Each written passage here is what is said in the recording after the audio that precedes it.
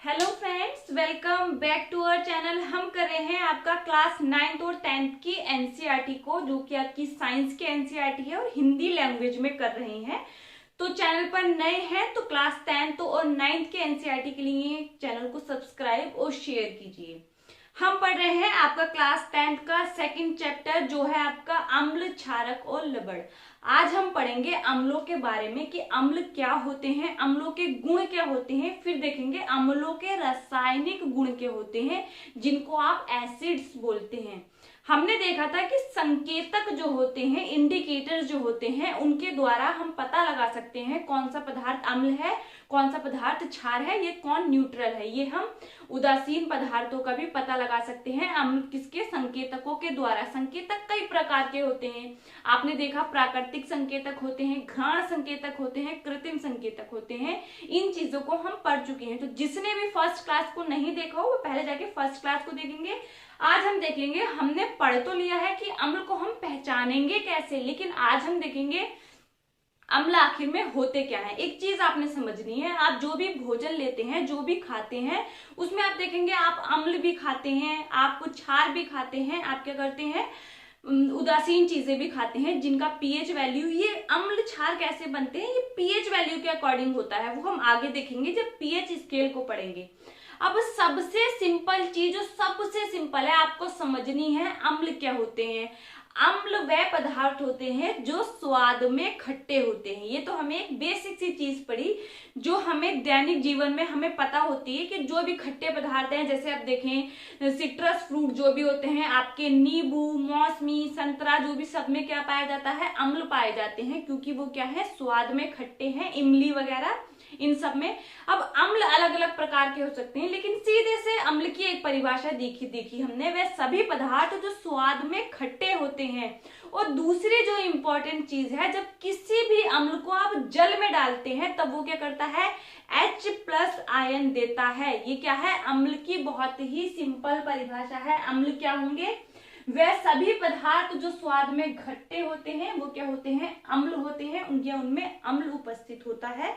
और क्या कहेंगे आप, और जल के में घुलने के बाद ही क्या देते हैं, आपको H+ आयन देते हैं। जैसे हम एक एग्जांपल देख सकते हैं, उदाहरण देख सकते हैं। आपका ये है HCl, ये है आपका हाइड्रोक्लोरिक एसिड। इसका नाम क्या है, हाइड्रोक्लोरिक एसिड, या आप इसको बोल सकते हैं हाइड्रोक्लोरिक अम्ल। इसको जब आप जल में डालते हैं, पानी में डालते हैं, यहां से जो H है वो अलग होकर आपको क्या देगा, H+ आयन देगा। और क्लोरीन अलग हो जाएगा, वो क्या बनाएगा, क्लोराइड आयन बनाएगा। ये क्या हुआ, जल में इसने क्या दिया, H+ आयन दिए। मतलब कि ये क्या है, आपका एक प्रकार का अम्ल है, क्योंकि इसका नाम भी क्या है, हाइड्रोक्लोरिक अम्ल। इसका नाम क्या है, हाइड्रोक्लोरिक अम्ल। जब आप इसको जल में डालते हैं तब हाइड्रोजन अलग होकर क्या बना लेता है, H+ आयन बना लेता है। क्लोरीन अलग होकर क्लोराइड आयन बना लेता है, जिसपे निगेटिव चार्ज होता है। जो भी आपका अम्ल होते हैं, जो ये आप पढ़ते हैं कि प्रबल अम्ल और क्या, दुर्बल अम्ल। जो जितना ज्यादा जल में आपका जलीय विलयन में, जल में क्या करते हैं, हाइड्रोजन आयन को छोड़ते हैं, वो उतना ही प्रबल अम्ल होता है। सब चीजों को देखेंगे, डिटेल में देखेंगे। सिंपल सी परिभाषा आप लिखेंगे, जो सिंपल सी परिभाषा है वो आपने लिखनी है। अम्ल क्या होते हैं, स्वाद में क्या है, खट्टे होते हैं। अम्ल को आप क्या बोलेंगे, अम्ल वह सभी पदार्थ जो स्वाद में खट्टे होते हैं, वे क्या होते हैं, अम्ल होते हैं, या फिर उनमें अम्ल उपस्थित होता है। और दूसरी इंपॉर्टेंट चीज जो हमने कल की क्लास में देखी थी, जो लिटमस पेपर हमें लाइकेन से मिलता है, उस लिटमस पेपर को अम्ल क्या करते हैं, नीले लिटमस पेपर को लाल में बदल देते हैं। तो आपने लिखना है, अम्ल स्वाद में खट्टे होते हैं, नीले लिटमस पेपर को लाल कर देते हैं, लाल रंग में बदल देते हैं। नीले लिटमस पेपर का जो कलर होता है, अगर आप मेरे पास ग्लास में कोई अम्ल है, मैं उसमें नीला लिटमस पेपर डाल रही हूं, अगर उसमें अम्ल उपस्थित है तो उस लिटमस पेपर का कलर कैसा हो जाएगा, लाल रंग में वो परिवर्तित हो जाएगा। और जो जल में डालने पर क्या देता है, H+ आयन देता है। बहुत ही सिंपल परिभाषा है, आराम से इसको याद भी कर सकते हैं, ठीक है। जैसे कि अभी हमने क्या देखा, HCl का उदाहरण लिया। दूसरा हम उदाहरण ले सकते हैं HNO3। HNO3 को जब आप जल में डालते हैं तब ये क्या करता है, यहाँ से H प्लस आयन देगा और आपको क्या नाइट्रेट अलग हो जाएगा, नाइट्रेट आयन अलग हो जाएगा।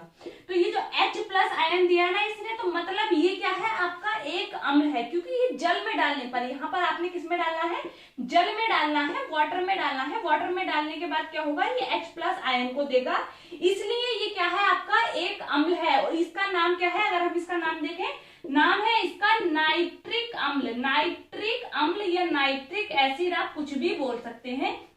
नाइट्रिक अम्ल को जब आप जल में डालेंगे तो H प्लस आयन देगा, वो नाइट्रेट अलग हो जाएगा। ठीक है, इसी तरीके से अगर हम एक और उदाहरण ले लें और समझे कि क्या वो अम्ल है, तो कैसे देख सकते हैं, जब आप सल्फ्यूरिक अम्ल, सॉरी यहाँ तो मैंने नाम ही ले दिया तो आपको पता चल गया होगा, सल्फ्यूरिक अम्ल को भी जब आप जल में डालते हैं तभी क्या करता है, 2H प्लस आयन देता है और प्लस आपका क्या होता है यहाँ पर SO4 निगेटिव, ये सल्फेट आयन बना। तो ये क्या है, H प्लस आयन दिया है ना इसने, तो ये क्या हुआ आपका एक अम्ल है, तो इसका नाम भी क्या है, ध्यान रखना है, सल्फ्यूरिक अम्ल। सल्फ्यूरिक अम्ल, तो ये अम्लों के कुछ क्या है, बहुत ही सिंपल क्या है परिभाषा है कि वे पदार्थ अम्ल क्या होते हैं, स्वाद में खट्टे होते हैं, नीले लिटमस पेपर को लाल में परिवर्तित कर देते हैं, और क्या होते हैं, जल में डालने पर क्या करते हैं, H प्लस आयन देते हैं। यही आप इनके गुण लिख सकते हैं। अगर आप देखें, आपसे पूछा जाए अम्लों के गुण, अम्लों के गुण क्या होते हैं, अम्लों के गुण या एसिड्स के गुण, पहला क्या आप लिख सकते हैं, स्वाद में खट्टे होते हैं। ये पहला गुण आप लिख सकते हैं कि अम्ल जो है वो स्वाद में खट्टे हो सकते हैं। ठीक है, उदाहरण तो हमने देख लिया है ना, आप लिख सकते हैं कौन कौन से अम्ल के उदाहरण कौन कौन से हो गए, HCl हो गया जिसका नाम क्या है, हाइड्रोक्लोरिक अम्ल, H2SO4 हो गया इसका नाम क्या है, सल्फ्यूरिक अम्ल, आपका HNO3 हो गया इसका नाम क्या है, नाइट्रिक अम्ल, आदि बहुत सारे होते हैं। आगे जैसे जैसे बढ़ते जाएंगे आप समझते जाएंगे अम्ल कितने होते हैं, कौन कौन से होते हैं। अब अम्लों के गुण में अगर फर्स्ट पॉइंट देखेंगे तो फर्स्ट पॉइंट तो यही लिख सकते हैं कि अम्ल क्या होते हैं, स्वाद में खट्टे होते हैं। क्या होते हैं, स्वाद में खट्टे होते हैं, टेस्ट इनका कैसा होगा, खट्टा होगा, स्वाद में खट्टे होते हैं। दूसरा क्या है, नीले लिटमस को कैसा कर देते हैं, लाल कर देते हैं। नीले लिटमस को कैसा कर देते हैं, लाल कर देते हैं। नीले लिटमस पेपर को, लिटमस पेपर कल आपको बताया है किससे प्राप्त होता है, लाइकेन से प्राप्त होता है। लाइकेन क्या है ये भी बताया गया है, तो पहले की क्लास देखकर बैठेंगे। नीले लिटमस को लाल में परिवर्तित कर देते हैं, लाल कर देते हैं। ठीक है, जब उसमें अगर कोई अम्ल उपस्थित है।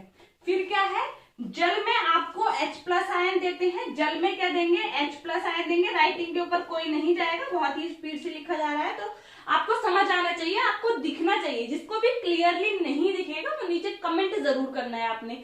जल में क्या करते हैं, H प्लस आयन देते हैं। अब एक दूसरी इंपॉर्टेंट चीज है, यहाँ पर मैं आपको एक चीज बताती हूँ, फोर्थ लाइन को समझेंगे। ये क्या है, विद्युत के सुचालक होते हैं। अम्ल क्या है, विद्युत के सुचालक होते हैं। विद्युत के सुचालक कैसे होगा, क्योंकि देखिए आपने देखा जलीय विलयन में डालने के बाद आपको चार्ज, आवेश नजर आ रहा है ना, चार्ज नजर आ रहा है, मतलब कि वहां पर करंट का फ्लो भी हो सकता है। इस चीज को आप पढ़ेंगे जब आगे अच्छे से समझ जाएंगे। एक चीज आपने याद रखनी है, अम्ल का जो विलयन होता है, जो अम्लीय विलयन होता है, वो क्या कर सकता है, विद्युत को सुचालक होते हैं। ये चीज आपने ध्यान रखनी है। उनसे विद्युत जो इलेक्ट्रिसिटी जो करंट होता है वो क्या हो सकता है, पास हो सकता है। क्यों, क्योंकि आपको वहां पर चार्ज दिखाई दे रहा है ना। अभी हमने देखा H प्लस, यहाँ पर HCl जब टूटा उसने H प्लस आयन बनाया, प्लस Cl माइनस, चार्ज आपको दिखाई दे रहा है ना, आवेश दिखाई दे रहा है। बस इसी चीज को आपने अभी अपने माइंड में रखना है। अब हम आगे बढ़ते हैं अम्लों के प्रकार पर। देखिए अम्लों के प्रकार क्या होते हैं, आज का जो हमारा टॉपिक है वो क्या पढ़ रहे हैं, हम अम्लों को पढ़ रहे हैं, एसिड्स को पढ़ रहे हैं। अब देखिए अम्लों के प्रकार को समझेंगे। क्या, अम्लों के प्रकार, हमारी हेडिंग क्या होगी अब, अम्लों के प्रकार। अम्लों के प्रकार में आप देखेंगे अम्ल दो प्रकार के होते हैं। अम्ल कितने प्रकार के होते हैं, दो प्रकार आप लिख सकते हैं। फर्स्ट होता है आपका जिसको आप बोलते हैं कार्बनिक। क्योंकि क्यों बोलते हैं कार्बनिक, क्योंकि उसमें क्या होगा, आपको कार्बन प्रेजेंट मिलेगा, इसलिए आप उसको कार्बनिक बोलते हैं या प्राकृतिक अम्ल बोलते हैं। या प्राकृतिक मतलब जो नेचर से आपको मिल रहे हैं, जो नेचर से आपको चीजें मिलती हैं वो क्या है, प्राकृतिक है। आप उसको प्रयोगशाला में नहीं बना रहे, वो सिंथेटिक नहीं है। और इसको आप क्या बोल सकते हैं, या कार्बनिक अम्ल, क्योंकि इनमें क्या होता है, कार्बन उपस्थित होता है। क्या होता है, कार्बन उपस्थित होता है, इसलिए आप इनको कार्बनिक अम्ल भी बोलते हैं। ठीक है, तो इन चीजों को इसके आप डेफिनेशन के लिख सकते हैं, इसके आप परिभाषा के लिख सकते हैं। वह सभी अम्ल जो आपको प्रकृति से प्राप्त होते हैं वो क्या होते हैं, आपके प्राकृतिक अम्ल कहलाते हैं, नेचुरल एसिड्स कहलाते हैं। तो आप इसकी डेफिनेशन लिख सकते हैं, प्राकृतिक स्रोतों से प्राप्त होने वाले अम्ल प्राकृतिक अम्ल या कार्बनिक अम्ल कहलाते हैं। इसका आप एग्जाम्पल देखेंगे, उदाहरण अगर देखेंगे तो इसमें आता है एसिटिक अम्ल। कौन सा आता है, एसिटिक अम्ल। एसिटिक अम्ल आपको कहाँ देखने मिलता है, जो विनेगर, जो सिरका आप यूज करते हैं खाने में, वहां पर आपको एसिटिक अम्ल देखने मिलता है। जो विनेगर, जो सिरका घर में खाना बनाने के लिए यूज होता है, जो फास्ट फूड वगैरह बनाने के लिए भी यूज होता है, चाउमीन वगैरह जो बनाते हैं, वो क्या है, उसमें एसिटिक अम्ल पाया जाता है। सिरका में पाया जाता है एसिटिक अम्ल। एसिटिक अम्ल का आप केमिकल फॉर्मूला देखेंगे तो क्या होगा, CH3COOH। फिर दूसरा आता है आपका मिथेनॉइक अम्ल। क्या आता है, मिथेनॉइक अम्ल। मिथेनॉइक अम्ल आपका चींटी के डंक वगैरह जो होते हैं उसमें पाया जाता है मिथेनॉइक अम्ल। चींटी का जो डंक होता है उसमें आपको मिलता है।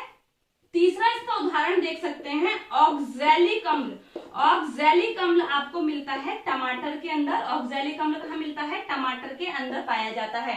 देखिए, एसिटिक अम्ल आपको सिरके में मिल रहा है, तो मतलब ये सारे, ये क्या है, आपके प्राकृतिक अम्ल है, क्योंकि इनको, ये आपको प्राकृतिक स्रोतों से प्राप्त हो रहे हैं। इनको आपने खुद से नहीं बनाया है, ये कहाँ मिल रहे हैं, आपको नेचर में प्रेजेंट है पहले से ही, सिर्फ इनकी खोज हुई है। ये प्राकृतिक स्रोतों से आपको मिल रहे हैं। उसके उदाहरण क्या है, एसिटिक अम्ल।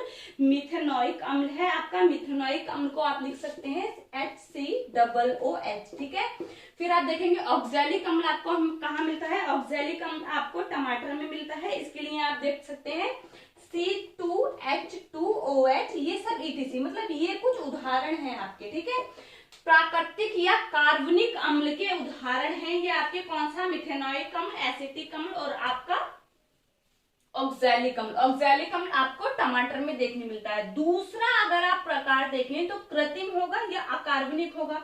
इसमें सभी में आपने जो मैंने अभी आपको उदाहरण दिए उनका रासायनिक सूत्र भी बताया, उसमें आपने देखा कि कार्बन प्रेजेंट थी।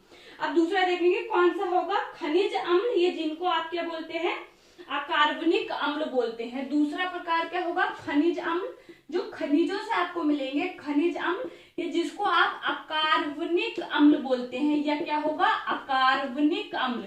खनिज अम्ल या अकार्बनिक अम्ल सारा आपका एनसीईआरटी से ही लिया गया है, कुछ भी अलग नहीं है, कुछ भी डिफरेंट नहीं है।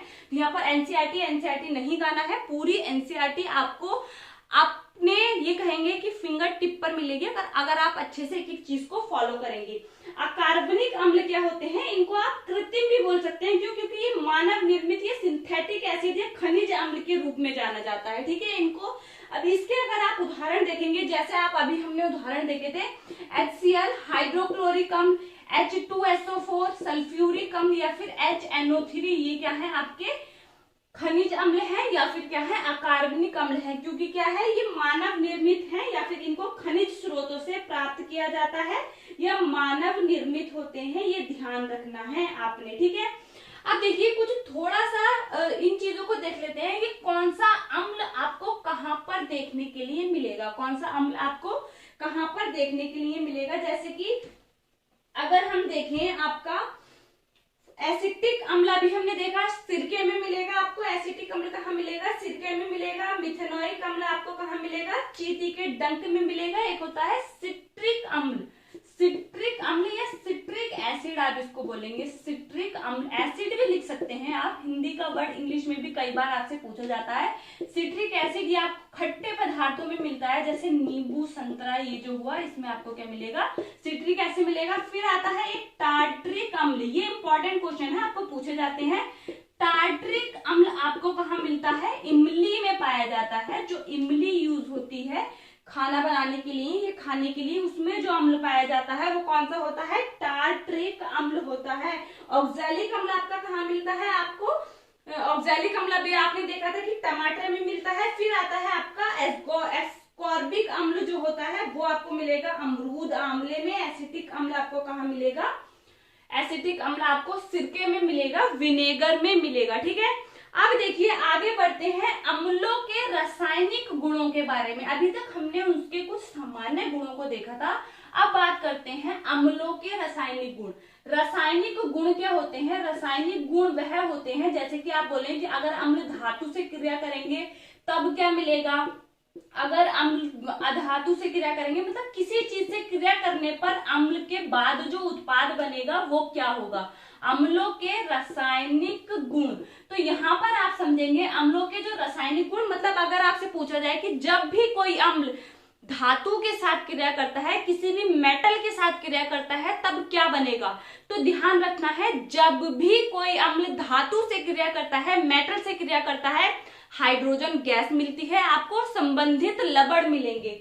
क्या फर्स्ट क्या देख सकते हैं? अम्लों की धातु के साथ क्रिया। किसके साथ क्रिया? अम्लों की धातु के साथ क्रिया। किसी भी धातु के साथ जब भी कोई अम्ल क्रिया करता है तब आपको क्या मिलता है? हाइड्रोजन गैस मिलती है। प्लस आपको क्या देखने मिलेगा? जो भी संबंधित सॉल्ट होगा वो देखने मिलेगा। अम्लों की धातु के साथ क्रिया, अम्लों की धातु के साथ क्रिया करने पर क्या मिलता है? आपको संबंधित लवण मिलेगा और आपको हाइड्रोजन गैस मिलेगी। इस चीज को क्या रटने की जरूरत है? आपने इतना समझना है, जब भी कोई धातु, अगर आपसे कोई भी समीकरण देके पूछा जाए, एक धातु जब कभी भी किसी भी अम्ल के साथ क्रिया कर रही है तो वो क्या है? आप देखेंगे, आपसे उत्पाद पूछा जाए क्या बनेंगे, तो आप हमेशा ध्यान रखेंगे हाइड्रोजन गैस जरूर बनती है और प्लस क्या मिलता है? आपको संबंधित लवण मिलता है। इसको आप लिखेंगे कैसे? धातु प्लस अम्ल लिखेंगे आप यहाँ पर। धातु प्लस अम्ल, मतलब जब धातु ने, किसी भी धातु ने अम्ल के साथ क्रिया करी तो उत्पाद क्या बनेगा? लवण बनेगा, जो भी संबंधित लवण होगा, और प्लस क्या बनेगी? हाइड्रोजन गैस बनेगी। क्या बनेगी? हाइड्रोजन गैस बनेगी। हमेशा ध्यान रखना है। जैसे कि अगर हम उदाहरण लेते हैं, अब धातु, कोई भी आप धातु ले लीजिए, आप देखेंगे मैग्नीशियम। मैग्नीशियम क्या है? एक धातु है। मैग्नीशियम ने जब सल्फ्यूरिक अम्ल के साथ क्रिया करी तब आपको क्या मिलेगा? क्या इस अभिक्रिया को आपको रटने की जरूरत है? इस समीकरण को आपको रटने की जरूरत है। आपको दिखाई दे रहा है मैग्नीशियम क्या है? एक धातु है, और ये क्या है? आपको सल्फ्यूरिक अम्ल दिखाई दे रहा है। तो जब ये दोनों क्रिया करेंगे तो सीधे से ध्यान रखना है, संबंधित लवण मिलेगा और हाइड्रोजन गैस मिलेगी। कैसे मिलेगी? हाइड्रोजन गैस निकल गई यहाँ से। हाइड्रोजन गैस जब निकलेगी क्या बचा? Magnesium sulphate. क्या बन जाएगा? मैग्नीशियम सल्फेट लवण बन जाएगा, और प्लस क्या है? हाइड्रोजन गैस बाहर निकली है। क्या इसमें कहीं भी कुछ ऐसा लगा आपको कि रटना है आपने, कुछ चीज आपको समझ नहीं आई?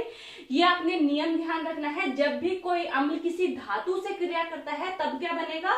आपका लवण बनेगा, संबंधित लवण। संबंधित लवण मैं क्यों बोल रही हूँ? क्योंकि यहाँ पर आपने देखा मैग्नीशियम धातु थी तो मैग्नीशियम सल्फेट बना। अब ऐसा थोड़ी होगा यहाँ पे मैग्नीशियम धातु है तो सोडियम सल्फेट बन रहा है, ऐसा तो नहीं हो सकता ना। कोई ऐसी क्रिया मत करा देना कि भाई लवण बनाना है, संबंधित लवण बोला जा रहा है। तो समझना कि जब मैग्नीशियम है तो यहाँ पर क्या बनेगा? मैग्नीशियम सल्फेट बनेगा। ठीक है, इस चीज को आप लिख भी सकते हैं, आप इस चीज को लिखिए। मैं आपके लिए लैंग्वेज बोल रही हूँ, आपने नोट डाउन करना है। जब भी कोई क्या है, अम्ल धातु के साथ अभिक्रिया करने पर संबंधित लवण के साथ हाइड्रोजन गैस देते हैं। अम्ल धातु के साथ क्रिया करने पर सब आपका क्या करेंगे? संबंधित लवण के साथ हाइड्रोजन गैस देते हैं।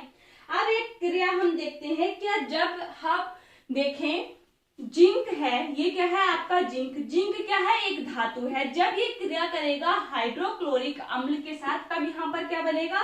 तब आपको साफ साफ दिखाई दे रहा है हाइड्रोजन गैस निकलेगी। तो बैलेंस करने के लिए यहाँ पर 2 लगाएंगे।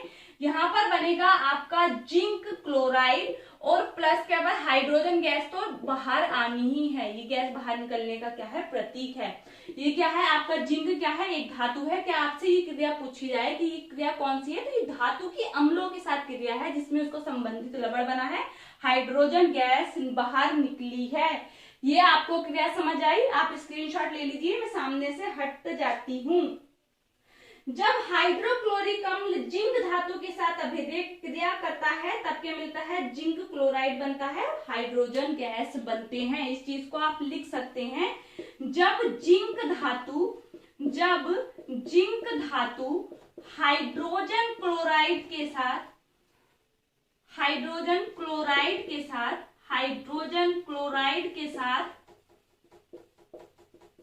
क्रिया करता है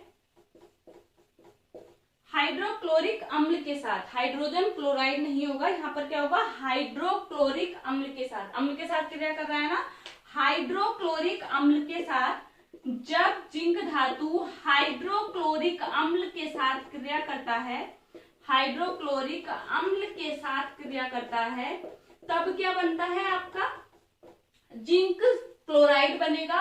के साथ क्रिया करता है तब जिंक क्लोराइड और हाइड्रोजन गैस बनते हैं। हाइड्रोजन गैस बाहर निकल जाएगी, हाइड्रोजन गैस बनते हैं। ठीक है,